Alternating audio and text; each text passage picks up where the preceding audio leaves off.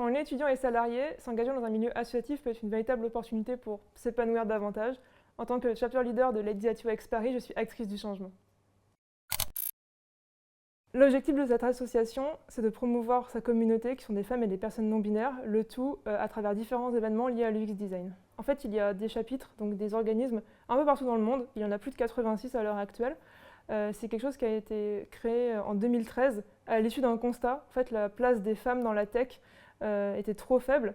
Et surtout leur voix. Donc l'idée avec Ladies at UX, c'est de mettre en avant la parole des femmes et des minorités de genre. À Paris, les chapitres existent depuis quelques années maintenant.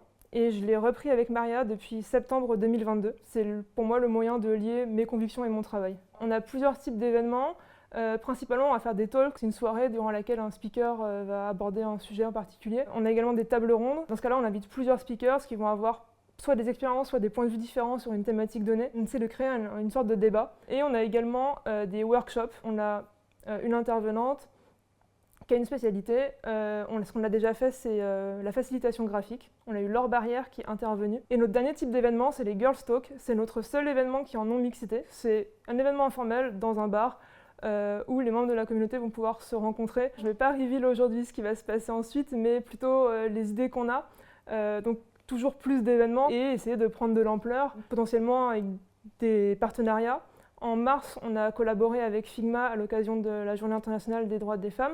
C'est quelque chose qu'on aimerait pouvoir réitérer. L'idée, c'est de toucher le maximum de gens possible et de continuer de promouvoir le design. Avoir un side project ou du bénévolat comme ça, c'est quelque chose qui peut vraiment être porteur, tout simplement pour vous, pour vos convictions ou pour votre carrière. Il y a différentes manières de le voir, ça peut être pour les deux.